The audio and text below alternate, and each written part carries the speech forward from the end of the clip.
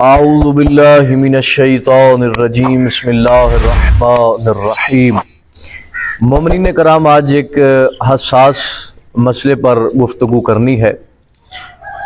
اس مسئلے کا جواب آپ کی خدمت میں عرض کرنے سے پہلے آپ سب سے التماس ہے کہ ان مسائل کو خود بھی ان پر عمل کیا کریں اور ان مسائل کو دوسروں تک بھی پہنچایا کریں، کیونکہ یہ ایسے مسائل ہوتے ہیں کہ جو معاشرے میں بیان کم ہوتے ہیں، اور یہ شادی شدہ افراد یا جو شادی کرنا چاہتے ہیں ان کے لیے ان مسائل کا سیکھنا ضروری ہے، اور ہم آہستہ آہستہ ان مسائل کو اپلوڈ کر رہے ہیں بجائے اس کے کہ لوگ ہمیں اپریشیٹ کریں۔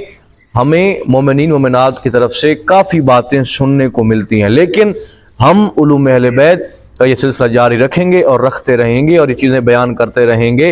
ہو سکتا ہے ہماری وجہ سے کسی 5-6 مومن کی یہ مشکل آسان ہو جائے اور ان کو مسئلے سے آگاہی ہو جائے، ہمارے لیے وہی کافی ہے اور ہماری ویڈیو بنانے کا مقصد پورا ہے۔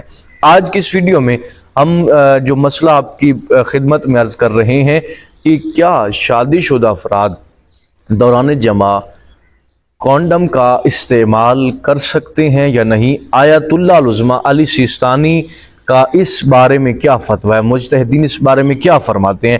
تو اس باریک مسئلے کو یاد رکھیں۔ اکثر مومنین کو نہیں پتہ ہوتا اور وہ نہیں جانتے کہ وہ کس قدر صغیرہ کبیرہ گناہوں میں مبتلا ہو رہے ہیں اور کس قدر ایک دوسرے کے حقوق کو غصب کر رہے ہیں۔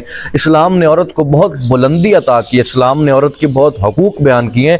تو اس مسئلے میں یہ جواب ہے، اس مسئلے کا جواب یہ ہے کہ اگر عورت راضی نہیں ہوتی، عورت کو اس میں 2 باتیں، اگر عورت کونڈوم کے استعمال سے راضی نہیں ہے تو بھی استعمال کرنا جائز نہیں ہے، حرام ہے، چاہے آپ مرد ہیں چاہے آپ حاکم ہیں۔ دوسری کہ اگر اس کے استعمال سے عورت کی حق تلفی ہوتی ہے اور عورت کو کوئی شدید نقصان پہنچتا ہے تو بھی ان دونوں صورتوں میں آپ کے لیے کونڈوم کا استعمال کرنا جائز نہیں ہے۔ وَإِلَّا اگر یہ دونوں باتیں نہیں ہیں تو آپ استعمال کر سکتے ہیں۔